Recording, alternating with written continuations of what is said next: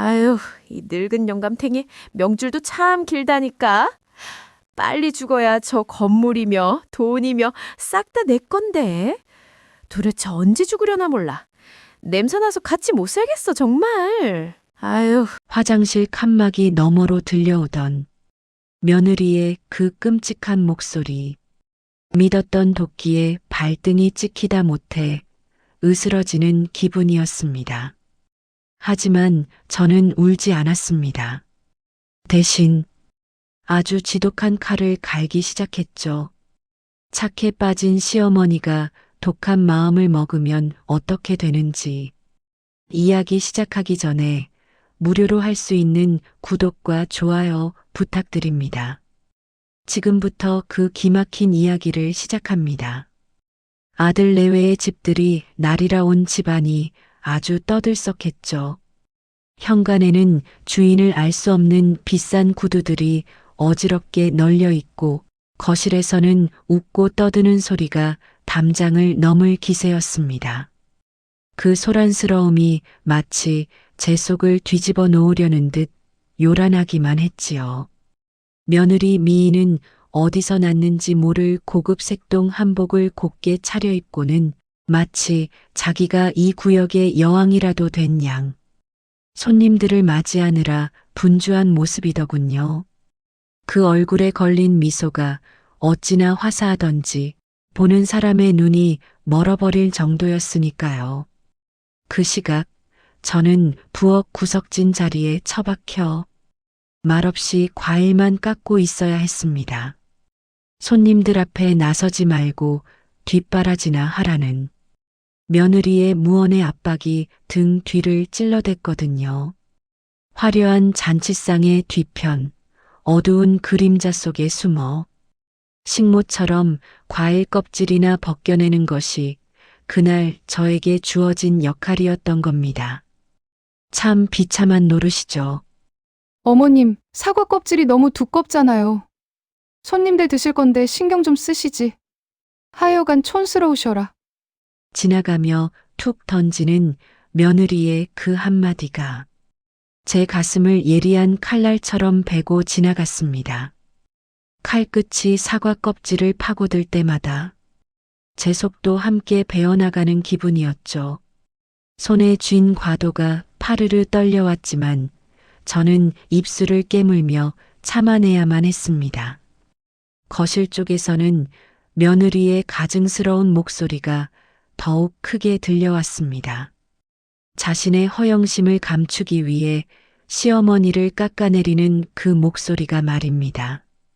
시어머니가 생선 냄새 난다며 구박했다는 둥, 혼수를 적게 해왔다고 타박했다는 둥, 잊지도 않은 거짓말을 늘어놓으며 거짓 하소연을 하더군요.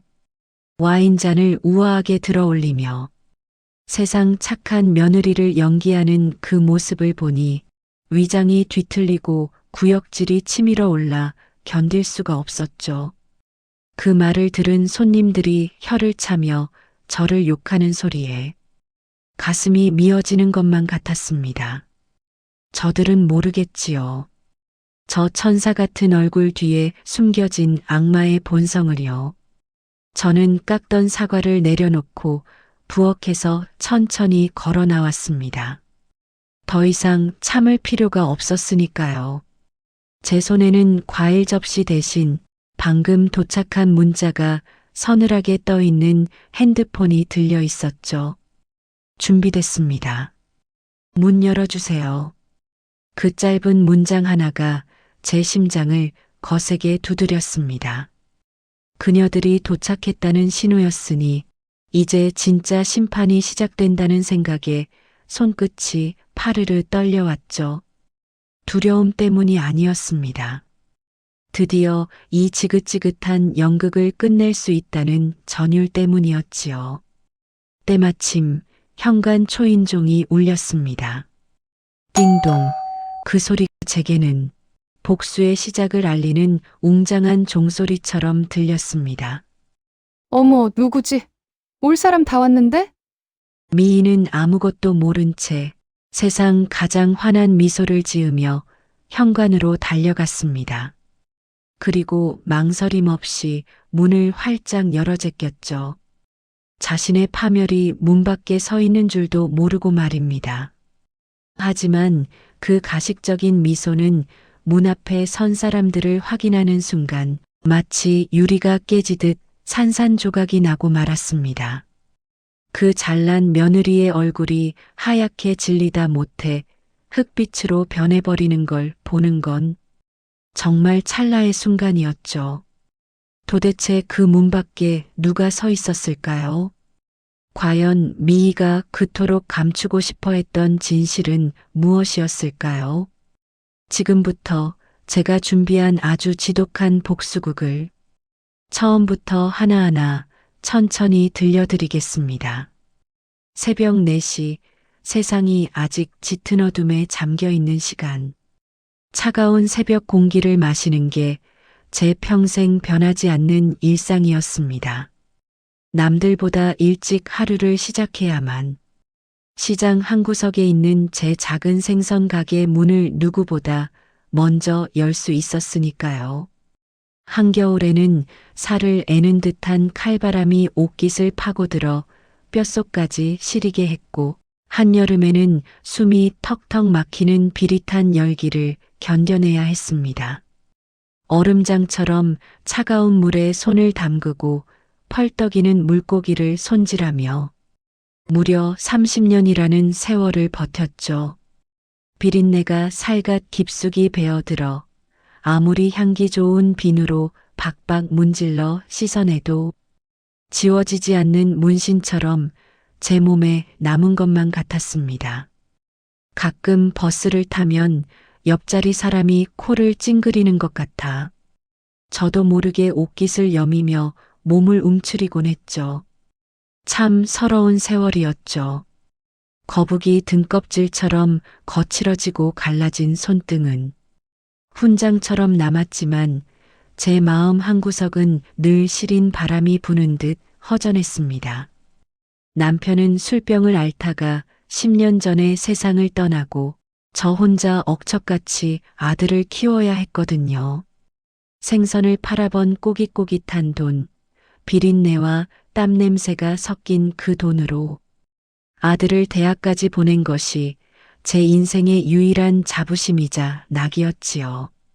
번듯한 양복을 입고 회사에 출근하는 정식의 듬직한 뒷모습을 볼 때마다 밥을 안 먹어도 배가 부른 것 같았고 세상을 다 가진 듯 행복했습니다. 그 뒷모습 하나 보려고 그 모진 세월을 견뎠구나 싶어 눈시울이 붉어지기도 했죠. 하지만 35이 넘도록 결혼 소식이 없는 아들 때문에 속이 새까맣게 타들어가는 건 어쩔 수 없었습니다.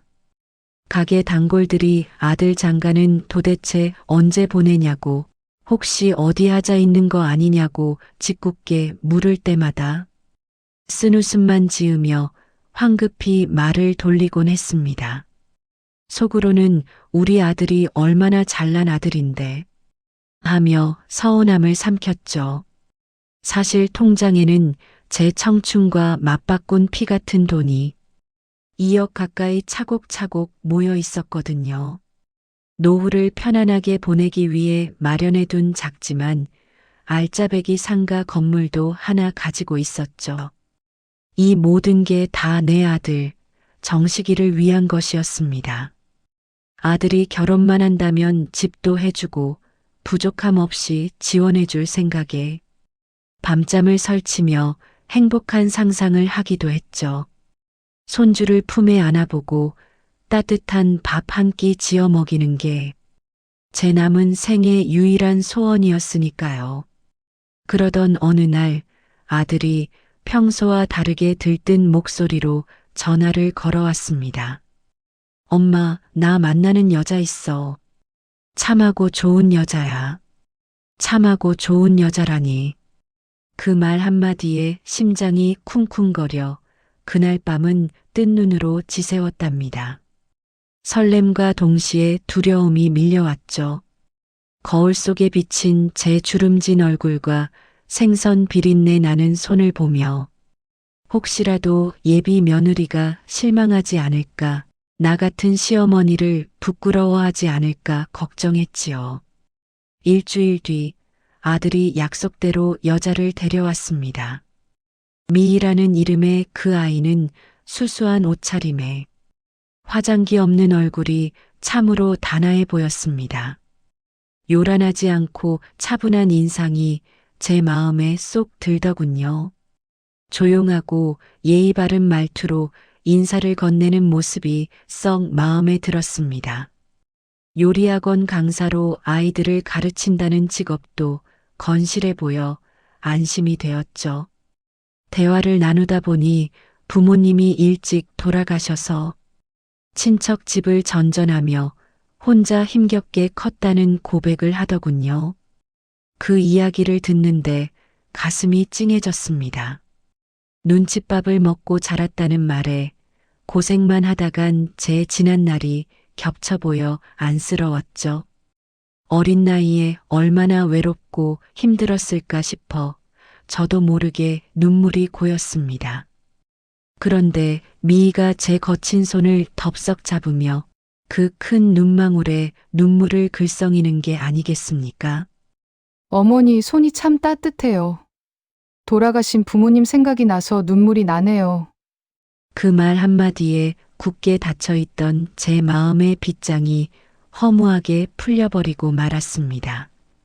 제 손이 부끄러워 감추려 했던 것이 미안해질 정도로 미희의 말은 따뜻하고 진심 어린 위로처럼 들렸죠. 부모 없이 자라느라 얼마나 외로웠을까 싶어 제가 친정엄마가 되어주겠다고 다짐했습니다. 아들에게 전화를 걸어 며느리가 참 착하고 좋은 아이 같다고, 내가 사람 보는 눈이 있다고 입이 마르도록 칭찬을 아끼지 않았습니다. 결혼하고 싶다는 아들의 말에 제가 가진 모든 것을 털어서라도 도와주겠다고 큰 소리를 쳤죠. 내 아들이 사랑하는 여자라면 내 딸이나 마찬가지라고 생각했으니까요. 며칠 뒤 미희가 다시 찾아왔는데 어깨를 축 늘어뜨린 채 한숨만 푹푹 쉬더군요. 무슨 일이냐고 물으니 혼수할 돈이 없다며 고개를 떨구고 흐느꼈습니다. 부모님이 안 계셔서 도와줄 사람이 없다며 서럽게 우는 모습이 어찌나 가엾던지요. 마치 둥지 잃은 어린 새처럼 떨고 있는 그 아이를 외면할 수 없었습니다. 저는 미희의 두 손을 꼭 잡고 달래주었죠. 아가, 걱정 마라. 몸만 오면 된다. 혼수는 내가 다 해주마. 돈 걱정은 하지 마라. 그렇게 약속했더랍니다. 통장에 모아둔 돈을 계산하며 며느리를 위해 쓸 생각에 아까운 줄도 모르고 행복했지요. 딸 같은 며느리를 얻는다는 게 이렇게 가슴 설레는 일인 줄. 그때는 미처 몰랐죠. 돌이켜보면 그때가 바로 저를 파멸로 이끄는 깊은 함정이었습니다. 미희는 처음부터 저를 철저하게 이용할 생각으로 불쌍한 척 연기를 했던 겁니다. 제 마음을 사기 위해 흘린 그 눈물이 모두 새빨간 거짓이었다는 걸 알았다면 얼마나 좋았을까요? 저는 그것도 모르고 드디어 나에게도 딸이 생긴다는 생각에 행복한 미래만을 꿈꾸며 매일 밤 흐뭇한 미소를 지으며 잠들었죠. 본격적인 결혼 준비가 시작되자 미희는 서서히 본색을 드러내기 시작했습니다. 처음에 수수하고 얌전했던 모습은 온데간데 없고 돈 앞에서는 눈빛부터 달라지더군요. 평생 한 번뿐인 결혼식을 남들 보란 듯이 최고급 예식장에서 하고 싶다며 눈망울을 붉히며 애원했습니다. 어머니, 친구들한테 기죽기 싫어요. 제 소원이에요. 2천만 원이라는 거금이 부담스러웠지만 부모 없이 자라 기죽기 싫다는 그 말이 마음에 걸려 덜컥 계약금을 내주었죠. 통장 잔고가 눈에 띄게 줄어드는 게 보였지만 아들 부부의 행복을 위해 꼭 참기로 했습니다. 그래, 이번 한 번뿐인데 하며 스스로를 다독였지요. 그런데 요구는 거기서 멈추지 않았습니다. 신혼집 전세금도 아들이 모은 돈으로는 턱없이 부족하다며 저에게 1억을 보태달라고 손을 벌리더군요. 나중에 둘이 열심히 일해서 꼭 갚을게요. 어머니 믿으시죠? 그 말을 철석같이 믿을 수밖에 없었죠. 가전제품이며 가구까지 백화점 최고급 브랜드로만 고르는 통에 제 통장 잔고는 물 빠지듯 줄어들었습니다. 며느리 기분 상하게 하기 싫어 카드를 긁을 때마다 손이 부들부들 떨려왔지만 애써 웃어 보였습니다. 앞거는 한복을 맞출 때였습니다. 300만 원짜리 최고급 비단 한복을 고르면서도 미인은 전혀 미안한 기색이 없었습니다. 오히려 당연하다는 듯한 태도였지요. 제가 너무 비싼 거 아니냐고 조심스레 묻자 미인은 정색을 하며 이렇게 쏘아붙이더군요. 어머니, 저한테 돈 쓰는 게 아까우세요? 어머님 돈에서는 생선 비린내가 나서 세탁해서 써야겠다고 생각했는데 너무하시네요. 순간 제 귀를 의심했습니다. 생선 비린내가 난다니요. 제 피와 땀이 서린 돈을 두고 냄새가 난다며 모욕을 주다니요. 하지만 미인은 농담이라며 깔깔대고 웃어 넘기더군요.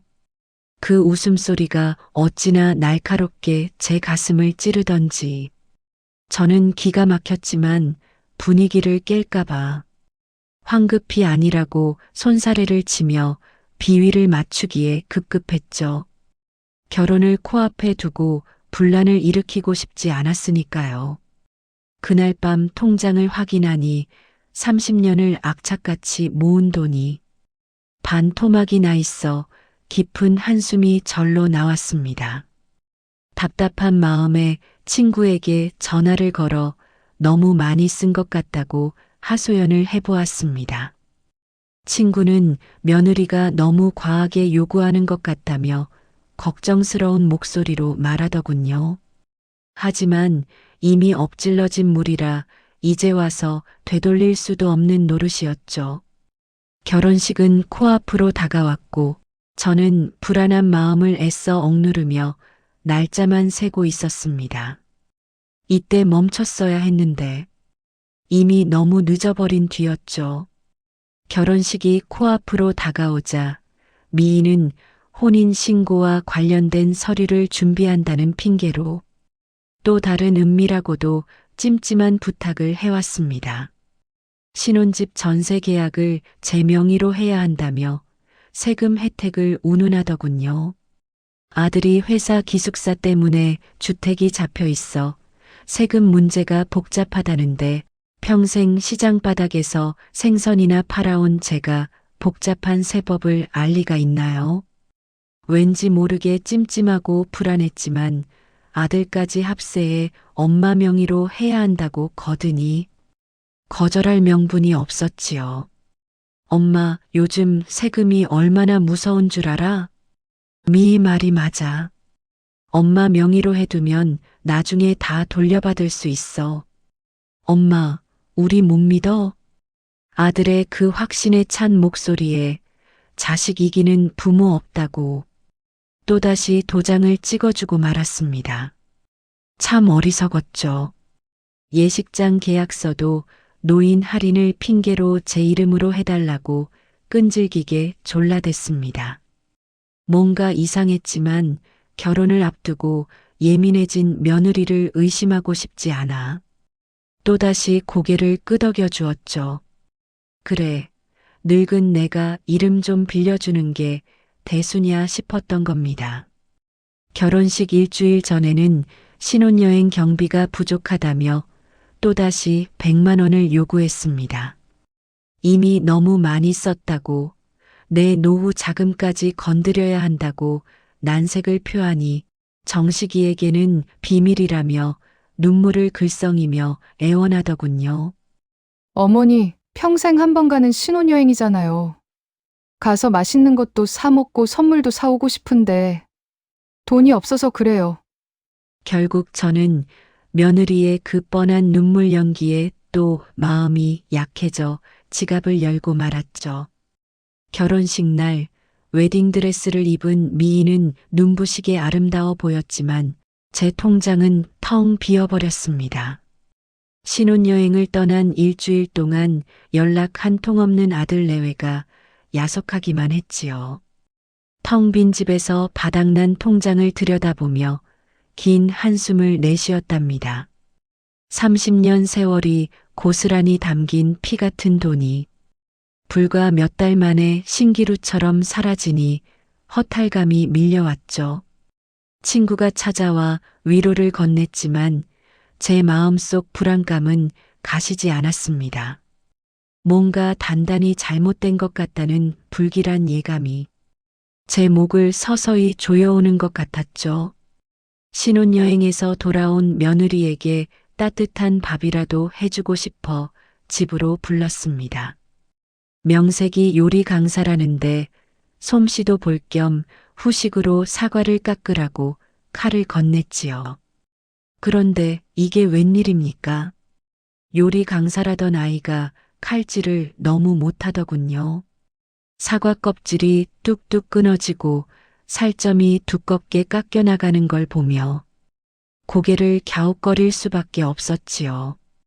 제가 의아한 눈으로 쳐다보자 미인은 당황한 기색을 감추며 변명했습니다. 아, 제가 아이들에게 쿠키 만드는 법만 가르쳐서 칼 쓸 일이 별로 없어요. 호.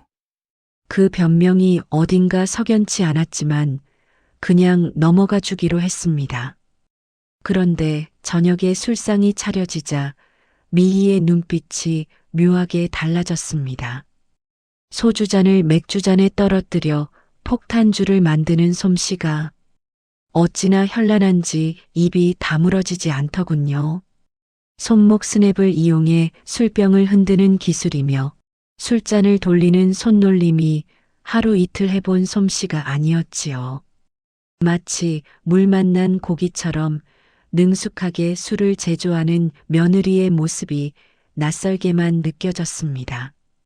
어머, 제가 회사 다닐 때 회식 자리에서 배운 거예요. 재밌죠? 회사라니요. 요리학원이 무슨 회사인가 싶어 의심이 들었지만 미인은 능청스럽게 웃어넘겼습니다. 우연히 식탁 위에 놓인 미희의 카드 명세서를 보게 되었는데 새벽 서너 시에 택시를 탄 기록이 수두룩하더군요. 요리 강사가 새벽에 돌아다닐 일이 도대체 뭐가 있나 싶어 의문이 꼬리를 물었죠. 출장 수업인가 싶기도 했지만 매번 새벽에 택시를 탄다는 게 말이 안 되잖아요. 미희에게 물어볼까 고민했지만 며느리가 기분 나빠할까봐 꾹 참기로 했습니다. 친구에게 털어놓으니 며느리가 수상하다며 뒷조사를 해보라고 성화였죠. 저는 설마 하는 마음에 친구의 말을 애써 무시하려 했습니다. 하지만 며느리의 능숙한 술자리 매너와 어설픈 칼질, 그리고 새벽의 택시 기록들이 계속 머릿속을 맴돌며 저를 괴롭히더군요. 무언가 숨기고 있는 게 분명하다는 확신이 가슴속에서 조금씩 아주 독버섯처럼 자라나기 시작했지요. 그날 밤 잠을 이루지 못하고 뒤척이며 며느리의 정체에 대해 밤새 고민했죠. 어느 날 손주 사진을 미리 찍어둔다는 핑계로 예고 없이 미희의 집에 찾아갔습니다.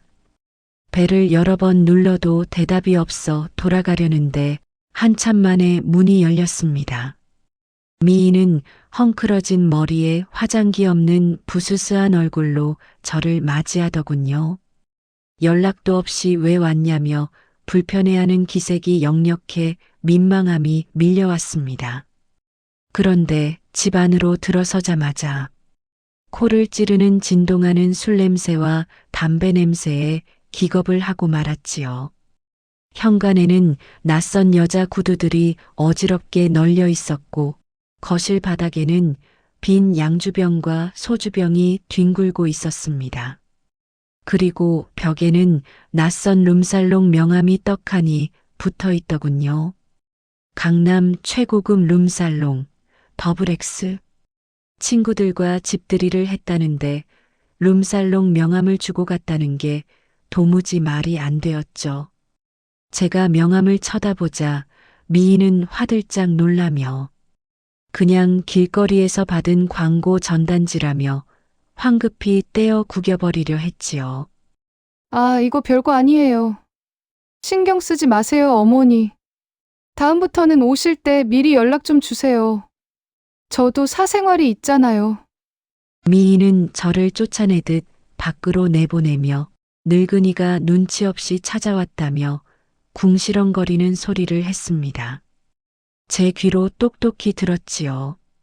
저는 미희가 버리려던 그 명함을 몰래 주워 주머니에 넣으며 나중에 반드시 확인해 봐야겠다고 다짐했습니다. 집에 돌아와 명함을 자세히 보니 강남에 있는 최고급 룸살롱 이름이 적혀 있었습니다. 손이 부들부들 떨려왔죠. 아들에게 전화를 걸어 미희 친구들에 대해 물어봤지만 아들은 대뜸 짜증부터 내더군요. 엄마는 왜 자꾸 미희 뒷조사를 해? 사람 좀 괴롭히지 마. 미희가 얼마나 스트레스 받는지 알아? 왜 자꾸 며느리를 의심하냐며 화를 내는 아들의 반응이 더욱 수상하게 느껴졌지요. 전화를 끊고 멍하니 앉아 있는데 가슴이 답답해져 숨을 쉴 수가 없었습니다. 아들이 무언가를 알고 있으면서도 저에게 숨기는 것 같아 뼈저린 배신감이 들었죠. 며칠 뒤 미희를 집으로 불러 차를 마시며 조심스럽게 이야기를 꺼냈습니다.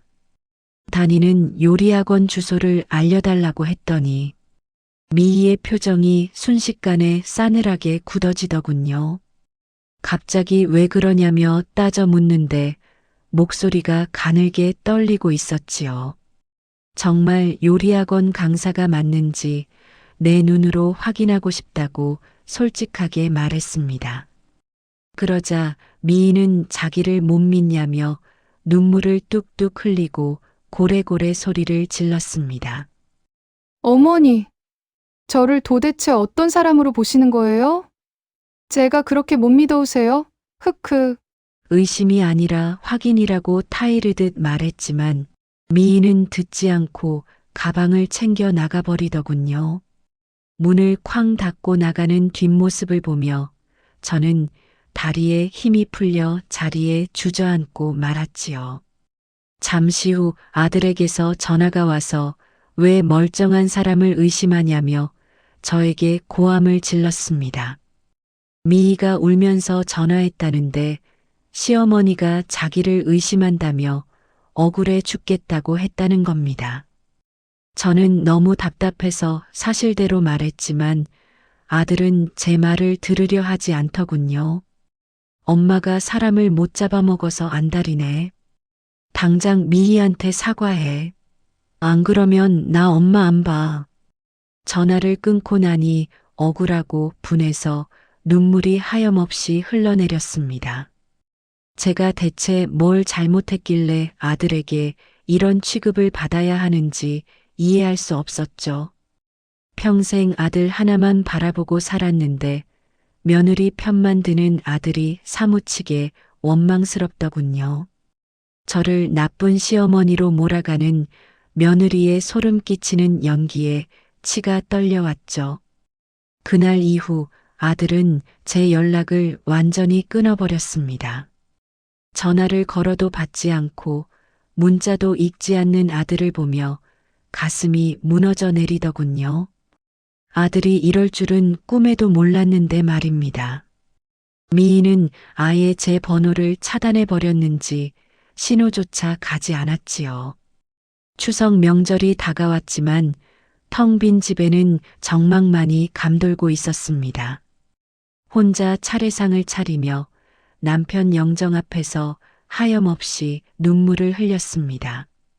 아들이 이렇게 변해버렸다며, 며느리에게 홀려 제 어미도 몰라본다며, 남편에게 하소연을 해보았지만 돌아오는 대답은 없었죠. 가게에 나가 생선을 손질하며 억지로 일을 해보려 했지만 손에 잡히지 않았습니다.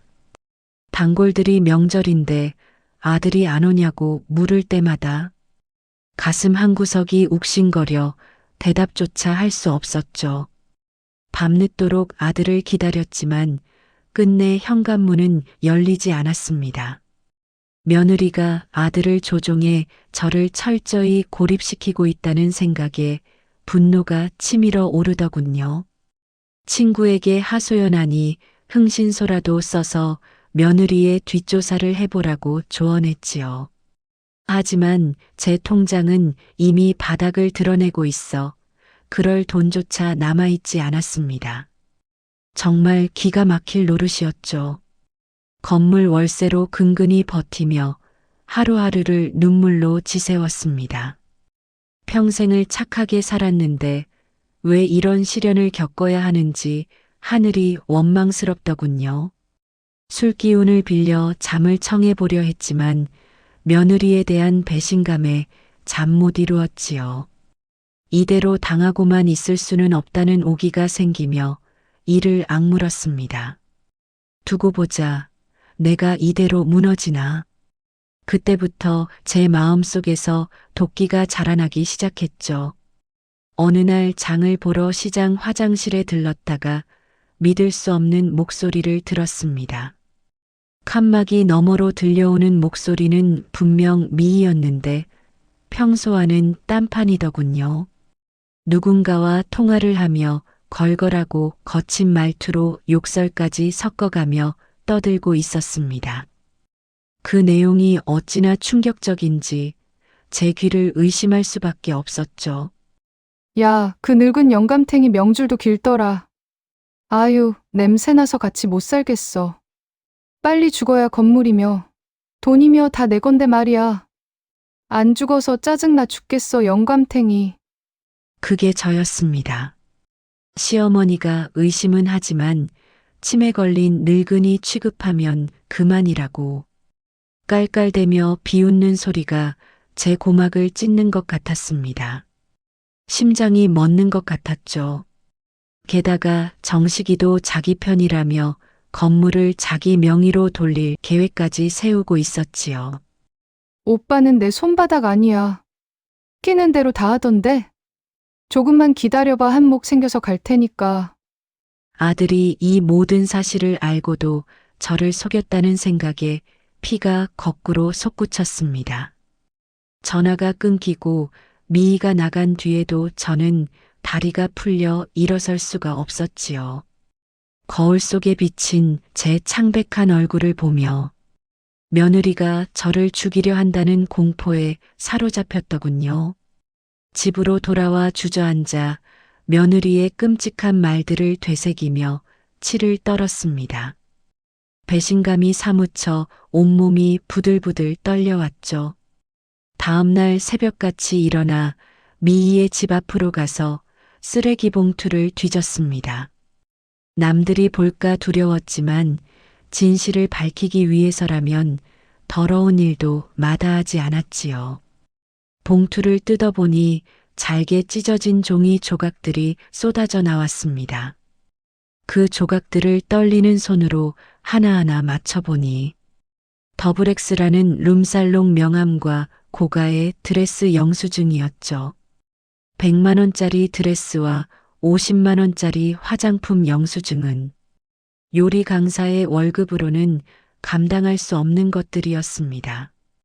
어디서 이런 큰돈이 났는지 의심스러워하며 증거들을 모두 사진으로 남겼더군요. 친구에게 사진을 보여주니 며느리가 룸살롱에서 일했던 게 분명하다고 확신했지요.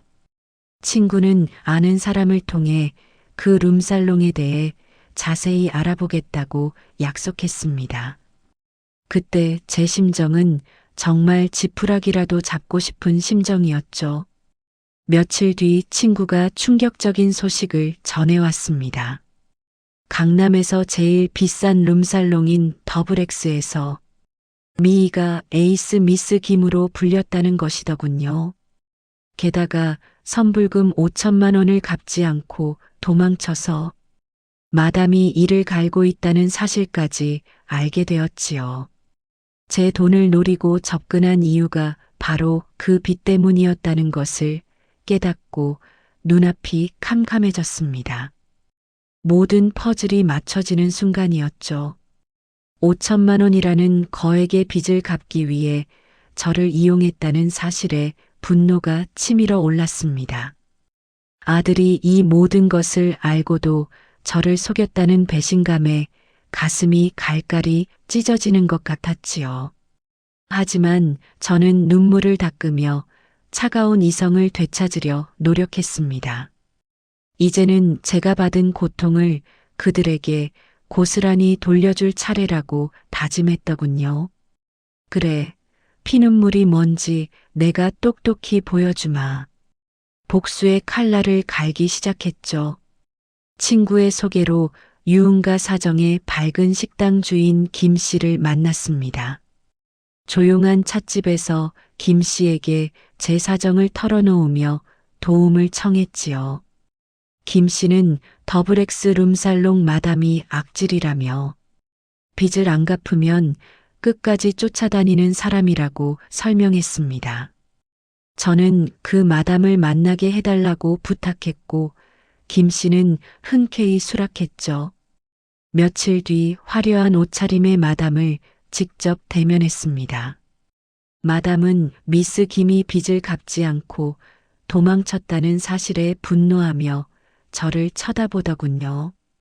저는 며느리가 된 미스 김이 시세 10억짜리 건물을 가진 시댁으로 시집갔다고 넌지시 흘렸지요. 건물이라는 말에 마담의 눈빛이 탐욕스럽게 번뜩이는 것을 놓치지 않았습니다. 제가 던진 미끼를 덥석 문 것이었죠. 저는 마담에게 며느리의 빚을 받을 수 있게 도와주겠다며 솔깃한 제안을 했습니다. 빚 제가 받게 해드리죠. 대신 조건이 있습니다. 집들이 날 들이닥쳐서 며느리의 과거를 폭로하고 망신을 주라고 부추겼더군요. 마담은 재미있는 구경거리가 되겠다며 제 제안을 흔쾌히 받아들였지요. 우리는 다음 달 초로 예정된 집들이 날짜에 맞춰 치밀한 작전을 세웠습니다. 마담은 그날 확실하게 본때를 보여주겠다며 자신만만해했습니다. 저는 감사하다고 인사를 전하며 회심의 미소를 지었지요. 이제 모든 준비는 끝났고 며느리가 파멸할 날만을 기다리면 되는 것이었습니다. 복수의 서막이 오르고 있다는 생각에 가슴이 두근거려 잠을 이룰 수가 없었죠. 집들이를 핑계로 며느리를 올가맬 치밀한 덫을 놓기 시작했습니다. 미희에게 전화를 걸어 평소와는 다르게 아주 상냥하고 부드러운 목소리로 말했지요. 아가, 이번 집들이 비용은 내가 다 대주마. 동네 사람들 다 불러서 아주 성대하게 한번 해보자꾸나. 미희는 갑작스러운 제 태도, 변화에 의아해하는 눈치였지만 돈을 대준다는 말에 금세 경계심을 풀고 덥석 미끼를 물더군요. 아마 속으로는 이 늙은이가 드디어 노망이 났나 보다 하며 쾌재를 부르고 있었을 겁니다. 저는 동네 이장님과 부녀회장 그리고 친척들까지 모두 초대해 판을 최대한 크게 벌일 계획이었지요. 며느리의 몰락을 지켜볼 관객이 많으면 많을수록 더 통쾌할 테니까요. 제 돈을 탐내던 그 욕심이 결국 제 무덤을 파는 꼴이 된 것이었죠. 초대장을 손수 만들어 이장님과 부녀회장, 친척들에게 일일이 발송했습니다. 마담에게도 집들이 날짜와 시간을 다시 한번 확인시켜주며 만반의 준비를 했더군요. 미희는 아무것도 모른 채 신이 나서 음식 주문과 집 청소에 열을 올리고 있었지요. 전화기 너머로 들려오는 며느리의 들뜬 목소리를 들으며 저는 속으로 차갑게 비웃음을 흘렸습니다. 행복한 집들이를 꿈꾸는 그 꼴이 얼마나 가소롭던지요. 마치 벼랑 끝을 향해 달려가는 폭주 기관차 같았죠. 아들에게도 연락해 집들이 날 꼭 오라고 당부했습니다. 친구에게는 그날 증인이 되어달라고 부탁하며 꼭 참석해달라고 신신당부했더군요. 김 씨에게도 마담 일행을 잘 안내해달라고 부탁하며 꼼꼼하게 점검했지요. 모든 것이 톱니바퀴처럼 완벽하게 맞아떨어지고 있었고 저는 승리를 확신했습니다. 그날 밤 잠자리에 누워 천장을 바라보며 결전의 날을 그렸지요. 내일이면 며느리의 가식적인 가면이 벗겨지고 모든 추악한 진실이 만천하에 드러날 것이라는 생각에 전율이 일더군요. 아들과 며느리가 겪게 될 지옥 같은 시간을 상상하며 쓴웃음을 지었습니다. 떨리는 마음을 진정시키며 저는 다가올 승리의 순간을 위해 조용히 눈을 감고 폭풍전야의 고요함을 즐겼죠. 집들이를 일주일 앞둔 어느 날 저는 미희의 간담을 서늘하게 만들 첫 번째 화살을 날렸습니다. 내용 증명 형식을 빌려 등기우편으로 보낸 두툼한 봉투 안에는 미희가 꿈에서도 잊고 싶었을 과거를 고스란히 담았더군요. 룸살롱에서 화려한 드레스를 입고 술을 따르는 며느리의 적나라한 사진들이었지요. 사진 속 미희는 지금의 조신한 모습과는 전혀 딴판인 낯설고도 천박한 웃음을 짓고 있었죠. 며칠 뒤 미희에게서 전화가 걸려왔는데 수화기 너머로 들려오는 목소리가 사시나무 떨듯 심하게 흔들렸습니다. 어머니, 이거 누가 보낸 거예요? 누가 이런 말도 안 되는 걸 보냈냐고요. 따져 묻는 며느리의 목소리에는 공포와 당혹감이 뒤섞여 있더군요. 저는 짐짓 모른 척 시치미를 떼며 점잖게 타일렀습니다. 글쎄다. 나도 우편함에 있길래 가져온 것뿐인데. 아가, 혹시 나한테 숨기는 거 있으면 지금이라도 솔직하게 털어놓으렴. 하지만 미희는 끝까지 잡아떼며 악을 써대더군요. 이거 다 조작된 사진이에요. 누가 저를 모함하는 거라고요. 어머니는 며느리를 믿지도 못하세요? 조작된 사진이라며 펄펄 뛰는 며느리의 뻔뻔함에 기가 차서 헛웃음이 픽 새어나왔습니다. 그렇게 억울하면 집들이 날 손님들 앞에서 직접 해명해보라고 차갑게 쏘아붙였지요. 미희는 말문이 막힌 듯 거친 숨만 몰아쉬다가 황급히 전화를 끊어버렸습니다. 불안에 떨고 있을 며느리의 모습을 상상하니 10년 묵은 체증이 내려가는 듯 했죠. 잠시 후 아들에게서 전화가 왔는데 다짜고짜 저에게 고함을 지르기 시작했습니다. 엄마, 미희한테 이상한 사진 보냈다며? 엄마가 무슨 짓을 하고 다니는지 알아? 화부터 내는 아들의 목소리는 이미 이성을 잃은 상태였더군요. 어디서 그런 사진을 구했냐며 따져 묻는 아들의 태도에서 그 역시 모든 과거를 알고 있었다는 확신이 들었지요. 저는 아들의 윽박지름에도 눈 하나 깜짝하지 않고 되물었습니다. 너는 내 마누라 과거가 궁금하지도 않니? 사진 속 여자가 누군지 정말 몰라서 묻는 거냐? 하지만 아들은 대답 대신 침묵을 택했죠.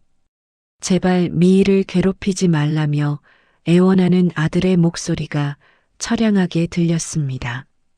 하지만 그동안 며느리에게 속아 피 같은 돈을 뜯긴 제 심정은 그보다 더 비참했더군요. 힘들어하는 건 바로 나라며 내 돈을 노리고 접근한 너희들에게 더 이상 자비는 없다고 선언했지요. 집들이 사흘 전 미희와 아들이 예고도 없이 불쑥 찾아왔습니다. 두 사람의 얼굴에는 초조함과 불안감이 가득했는데 마치 벼랑 끝에 몰린 짐승들 같아 보이더군요. 자리에 앉자마자 미희는 대뜸 본색을 드러내며 황당한 요구를 했지요. 어머니, 건물 명의 저한테 돌려주세요. 당장요. 세금 문제를 핑계로 댔지만 그 눈빛에는 제 재산을 가로채려는 탐욕이 이글거리고 있었습니다. 아들까지 합세에 거들기 시작하더군요. 엄마, 세금 아끼려면 젊은 사람 명의로 하는 게 유리해. 엄마 나중에 치매라도 걸리면 명예 이전 복잡해진단 말이야. 멀쩡한 어미를 치매 환자 취급하며 재산을 빼돌리려는 자식놈의 행태에 억장이 무너져 내리는 것 같았습니다. 저는 아직 정신이 맑다며 치매 걱정은 붙들어 매라고 단호하게 일갈했더군요. 제 단호한 태도에 미희는 울면서 애원하기 시작했는데 그 눈물이 어찌나 가증스럽던지요. 어머니, 이게 다 우리 가족을 위한 일이라니까요? 저 못 믿으세요? 제가 어머님 며느리잖아요. 거짓말을 늘어놓는 며느리의 뻔뻔함에 치가 떨렸습니다. 저는 내 눈에 흙이 들어가기 전에는 어림도 없다며 건물은 끝까지 내가 지킬 것이라고 못 박았지요. 그러자 미희는 순식간에 표정을 바꾸며 악을 썼습니다. 아, 진짜 말귀 못 알아듣네. 이 늙은이가 돈 좀 쥐고 있다고. 유세 떠는 거야, 뭐야. 어머니, 그 돈 싸 짊어지고 저승 갈 거예요? 돈 이야기를 꺼내며 막말을 퍼붓는 며느리의 적반하장에 기가 막혀 말문이 막힐 지경이었습니다. 은혜를 원수로 갚는다더니 딱 이 짝이라며 혀를 찼지만 미희는 멈추지 않더군요. 이러면 집들이 못해요. 다 취소할 거라고요. 협박조로 나오길래 저는 걱정 말고 진행하라고 안심시켰지요. 그날 모든 진실을 밝히고 끝장을 보겠다는 제 속내를 감춘 채 의미심장한 미소를 지으며 말했죠. 그래, 내 마음대로 해라. 하지만 집들이는 해야지. 동네 사람들 다 불렀는데 취소하면 내 체면이 뭐가 되겠니? 두 사람은 쫓겨나듯 집을 나갔지만 저는 그들의 뒷모습을 보며 싸늘하게 식어가는 가슴을 느꼈습니다. 아무리 돈이 좋다지만 부모를 팔아먹고 사기를 치려는 자식 내외가 원수보다 못해 보이더군요. 이제 남은 정이라곤 눈꼽만큼도 없다는 사실을 뼈저리게 깨달으며 복수의 칼날을 더욱 날카롭게 갈았지요.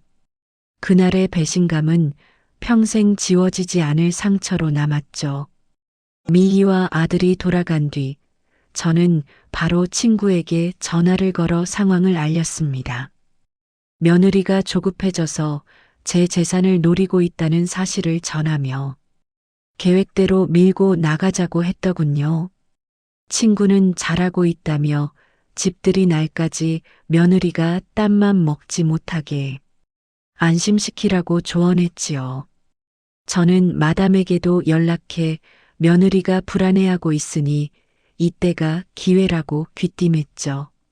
마담은 며느리가 발버둥 칠수록 더 재미있겠다며 집들이 나를 학수고대하고 있었습니다. 저는 태연하게 집들이 준비를 계속하며 음식 주문과 집 청소에 열을 올렸더군요. 미희에게는 아무 일 없었다는 듯 전화를 걸어 한복을 곱게 차려입고 손님들을 맞이하라고 일러두었지요.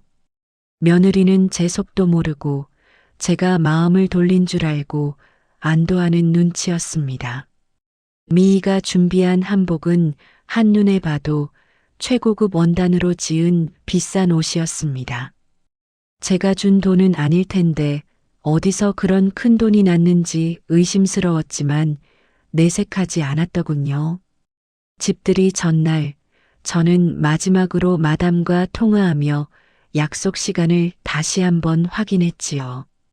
오후 2시 정각에 들이닥쳐 며느리의 혼을 쏙 빼놓으라는 제 당부에 마담은 호탕하게 웃으며 승낙했죠. 김 씨에게도 마담 일행을 집 앞까지 잘 안내해달라고 부탁하며 만반의 준비를 마쳤습니다. 친구에게는 내일 꼭 와서 이 모든 상황의 증인이 되어달라고 신신당부했더군요.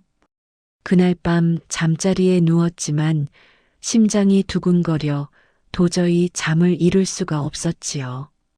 내일이면 며느리의 가면이 벗겨지고 제 억울함이 풀릴 것이라는 기대감에 밤을 꼬박 새우다시피 했죠. 새벽녘 미희에게서 기대된다는 문자가 왔는데 그 뻔뻔함에 헛웃음만 나왔습니다. 어머니, 오늘 오실 거죠? 맛있는 거 많이 했어요. 행복한 집들이가 될 것 같다는 며느리의 착각이 얼마나 처참하게 깨질지 상상하니 통쾌하더군요. 저는 답장 대신 핸드폰을 엎어놓으며 차가운 새벽 공기를 깊이 들이마셨지요. 거울 속에 비친 제 눈빛은 그 어느 때보다 단단하고 매섭게 빛나고 있었습니다. 그래, 기대해라. 평생 잊지 못할 선물을 줄 테니. 대망의 집들이 당일 아침, 저는 누구보다 일찍 미희의 집으로 향했습니다. 도와주러 왔다는 핑계를 댔지만 사실은 며느리가 도망가지 못하게 감시하러 간 것이었더군요. 미희는 저를 반갑게 맞이하며 분주하게 움직였는데 그 모습이 마치 연극배우 같았습니다. 배달된 음식들을 그릇에 옮겨 담으며 행복해하는 며느리를 보며 속으로 비웃음을 흘렸죠. 오후 1시가 되자 약속한 대로 손님들이 하나둘 도착하기 시작했습니다. 동네 이장님과 부녀회장, 그리고 친척들까지 모여들어 거실은 금세 북적거렸더군요. 한복을 입은 미희는 우아한 자태를 뽐내며 손님들에게 차를 대접하고 인사를 건넸지요. 사람들은 고운 며느리를 얻어 좋겠다며 저에게 덕담을 건넸지만 제 귀에는 들어오지 않았습니다. 오직 시계 초침 소리만이 제 귓가를 때리고 있었죠. 1시 반이 지나자 저는 창밖을 수시로 내다보며 마담의 도착을 기다렸습니다. 드디어 검은색 승용차 여러 대가 집 앞에 멈춰서고 화려한 차림의 사람들이 내리는 게 보이더군요. 마담과 그 일당들이 위풍당당하게 걸어오는데 마치 저승사자 군단처럼 느껴졌지요. 저는 미희보다 먼저 현관으로 달려가 문을 활짝 열고 그들을 맞이했습니다. 손님들이 낯선 방문객들을 보고 의아해하자 저는 제 친구들이라고 둘러댔습니다. 마담이 거실로 들어서자 찻잔을 들고 있던 미희의 표정이 순식간에 굳어버리더군요. 마담과 눈이 마주친 미희는 손을 부들부들 떨더니 들고 있던 찻잔을 바닥에 떨어뜨리고 말았지요. 쨍그랑 깨지는 소리와 함께 집안에는 숨막히는 정적만이 감돌았습니다.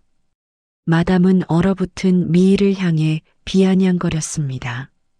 여기서 귀부인 놀이를 하고 있었네? 아주 팔자가 늘어졌어? 내 갯돈을 떼먹고 도망치더니 아주 잘 살고 있다며 소리를 지르더군요. 미희의 얼굴이 백지장처럼 하얗게 질리는 것을 보며 저는 회심의 미소를 지었지요. 드디어 파멸의 시간이 시작되었다는 것을 알리는 서막이 올랐으니까요. 이제 진짜 쇼가 시작될 참이었죠. 손님들이 웅성거리는 소리가 거대한 파도처럼 거실을 덮치기 시작했습니다. 룸살롱이라니? 저 얌전한 새색시가? 빚쟁이라니? 저게 다 무슨 소리야? 믿을 수 없다는 듯 수군대는 소리가 제 귓가를 날카롭게 찔러댔더군요. 미인은 사색이 되어 고개를 저으며 아니라고, 오해라고 손사래를 쳤지만 그 목소리에는 힘이 하나도 없었지요. 이미 공포에 질린 그 눈빛이 모든 것을 말해주고 있었으니까요. 마담은 그런 미의를 비웃으며 마치 먹잇감을 가지고 노는 맹수처럼 몰아붙였습니다. 오해? 야, 김미희. 내가 우리 가게 에이스 미스 김이었던 걸 벌써 잊었니? 손님들한테 술 따르고 웃음 팔던 그 시절이 기억 안 나? 끝까지 발뺌하는 미희를 보며 마담은 가방을 열어 결정적인 증거들을 바닥에 쏟아부었더군요. 후두둑 소리를 내며 떨어진 것은 미희가 룸살롱에서 가슴이 깊게 파인 화려한 드레스를 입고 남성 접대부들 사이에서 웃고 있는 적나라한 사진들이었습니다. 바닥에 흩뿌려진 사진들을 집어든 손님들은 경악을 금치 못하며 미희를 쳐다보았지요. 그 사진 속에 천박한 여자가 바로 눈앞에 있는 며느리라는 사실을 누구도 부정할 수 없게 된 것이죠. 미희는 누군가 자기를 모함하는 것이라며 악을 썼지만 마담의 기세에 눌려 뒷걸음질만 쳤습니다. 모함? 야, 5천만 원 선불금 땡겨 쓰고 도망친 게 모함이야? 내 돈 갚기 싫어서 시집 온 거잖아. 마담이 으름장을 놓자 이장님이 떨리는 목소리로 물었습니다. 세댁, 저게 다 사실인겨? 정말 빚이 있는겨? 미희는 대답 대신 바닥에 주저앉아 서럽게 흐느끼기 시작했더군요. 마담은 미희의 머리채를 잡으려 하며 당장 돈을 내놓으라고 난동을 부렸지요. 그때 아들 정식이 뛰어들어와 마담을 막아서며 소리쳤습니다. 당신들 뭐야? 남의 집 잔치에 와서 이게 무슨 행패야? 마담은 정식을 쏘아보며 비아냥거리더군요. 어머, 남편분이신가 보네. 아내 과거 다 알고 결혼한 거 아니에요? 호구 잡혔네. 호구 잡혔어? 정식은 말문이 막힌 듯 입을 벙긋거렸지만 차마 아니라고 대답하지는 못했지요. 그 모습을 지켜보던 저는 아들 역시 공범이었다는 사실을 만천하에 공표해버리기로 결심했죠. 저는 미희를 노려보며 그동안 가슴속에 담아두었던 화장실에서의 패륜적인 말들을 모두 폭로했습니다. 여러분, 제 며느리가 저한테 뭐라고 했는지 아십니까? 이 늙은 영감탱이 명줄도 길다고 빨리 죽어야 재산을 다 차지하는데 안 죽어서 짜증난다고 했습니다. 손님들은 경악하며 입을 다물지 못했습니다. 며느리가 시어머니의 돈뿐만 아니라 목숨까지 노렸다는 사실에 분노가 치밀어 오른 것이죠. 아니 세상에, 어떻게 사람 탈을 쓰고 그런 말을 해? 저런 천하의 불효막심한 년을 봤나?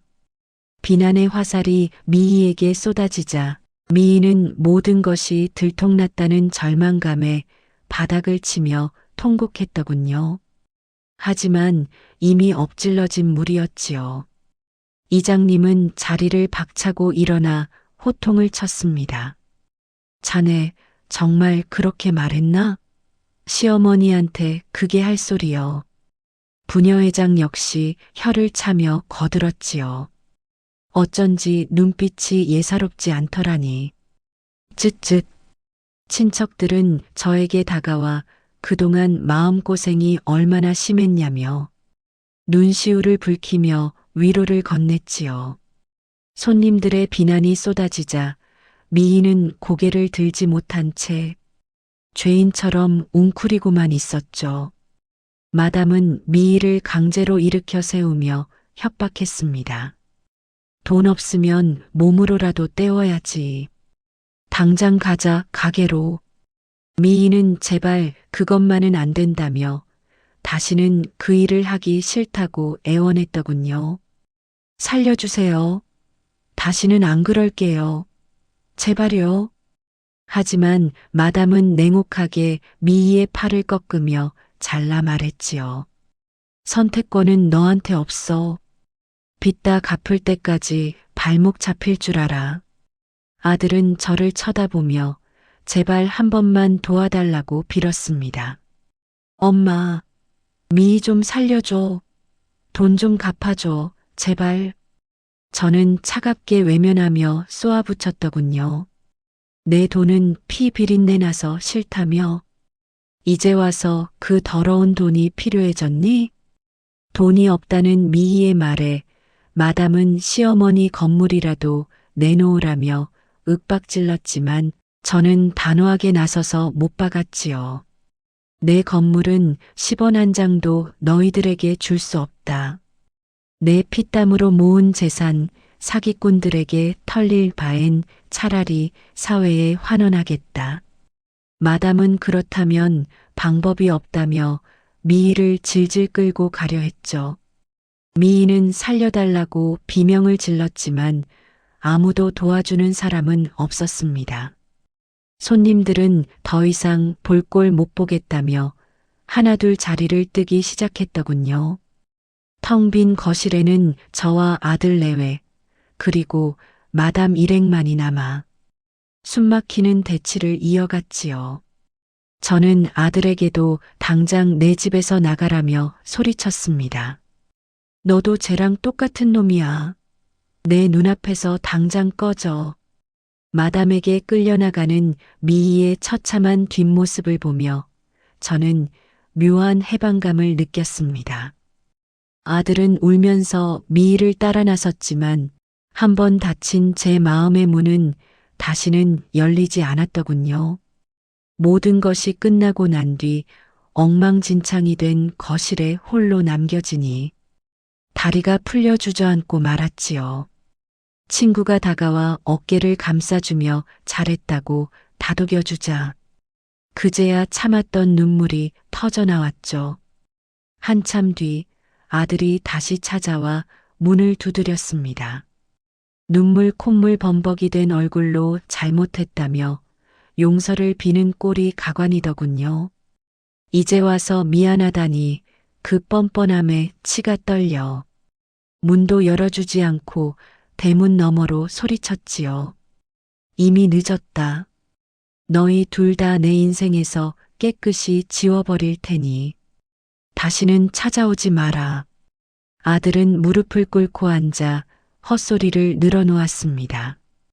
엄마, 미희가 룸살롱 에이스여서 돈을 많이 벌었대. 그 돈으로 빚 갚고 나면 우리 잘 살 수 있어. 그 잘난 돈으로 빚이나 갚지 왜 내 돈을 노렸냐고 비웃어 주었더군요. 아들은 제가 세상 물정을 모른다며 요즘 결혼하는데 돈이 얼마나 드는지 아냐고 따지려 들었지요. 2억이나 쏟아붓고도 모자라다는 아들의 탐욕에 더 이상 대화할 가치조차 느끼지 못했죠. 저는 마지막으로 비수를 꽂았습니다. 그래, 그 재주로 밤일에서 번 돈으로 빚이나 갚으며 살아라. 내 돈은 생선 비린내 나서 너 같은 놈들이 만질 돈이 아니다. 아들은 할 말을 잃고 멍하니 저를 바라보다가 결국 고개를 떨구고 돌아섰지요. 멀어지는 아들의 뒷모습을 보며 저는 마지막 남은 미련조차 깨끗이 털어버렸죠. 며칠 뒤 저는 경찰서에 가서 미희를 사기 결혼으로 정식 고소했습니다. 아들도 공범으로 지목해 철저하게 조사를 받게 했더군요. 마담은 미희를 데려가 어떻게든 돈을 받아냈다는 소문이 들려왔지만 저는 상관하지 않았지요. 제 건물과 재산은 안전하게 지켜냈고 통장 정리도 말끔하게 끝내버렸죠. 아들과는 전화번호까지 바꾸며 완벽하게 연을 끊어버렸습니다. 이제 저는 혼자가 되었지만 비겁한 배신자로 남는 것보다 당당한 홀로서기를 택했더군요.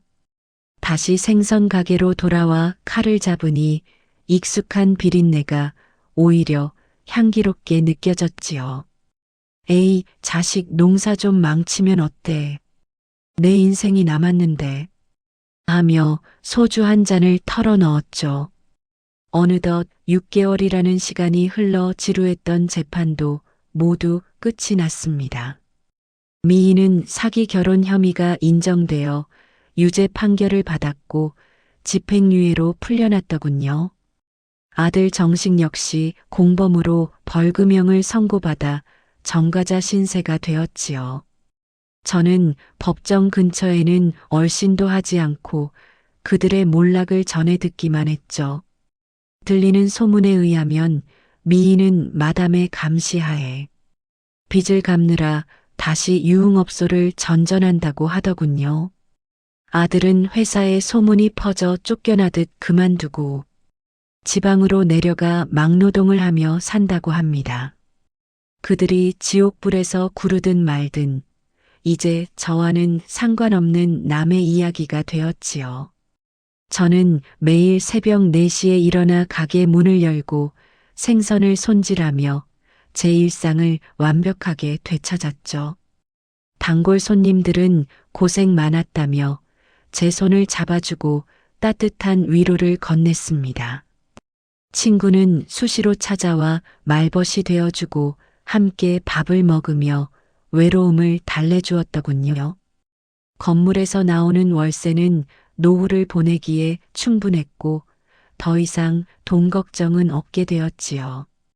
가끔 아들의 어릴 적 모습이 떠올라 가슴이 아리기도 했지만 후회는 하지 않았죠. 명절에도 혼자 차례상을 차리며 남편 영정 앞에서 담담하게 절을 올렸습니다. 손주를 안아보고 싶었던 소박한 꿈은 산산조각이 났지만 제 존엄은 지켜냈더군요. 외로움이 밀려올 때도 있지만 배신당하며 사는 것보다는 100번 낫다고 스스로를 위로했지요. 시장 사람들이 제 가족이고 친구들이 제 자식이라 생각하며 남은 인생을 즐겁게 살아가기로 했죠. 1년이 지나고 가게는 여전히 단골들로 북적이며 활기를 띠고 있습니다. 어느 날 낯선 기자가 찾아와 제 사연을 기사로 쓰고 싶다고 했지만 정중히 거절했더군요. 제 아픈 상처를 세상의 가십거리로 만들고 싶지 않았기 때문이지요. 대신 친구와 제주도 여행을 다녀오며 푸른 바다를 배경으로 환하게 웃는 사진을 남겼죠. 저녁이 되어 가게 문을 닫고 혼자 술상을 차려놓으니 문득 남편 생각이 간절해졌습니다. 여보, 우리 참 치열하게 살았지. 하며 빈잔에 소주를 채우니 남편이 빙그레 웃는 것 같더군요. 창밖으로 보이는 시장의 풍경은 언제나처럼 분주하고 생동감이 넘쳤지요. 비린내 나는 생선 가게가 제 인생의 전부였지만 그곳에서 저는 가장 당당했죠. 거울 속에 비친 제 얼굴은 주름이 더 늘었지만 눈빛만은 살아있었습니다. 자식 농사는 망쳤을지 몰라도 내 인생은 아직 끝나지 않았어. 라고 중얼거렸더군요. 내일도 저는 새벽을 깨우며 칼을 갈고 생선을 다듬을 것입니다.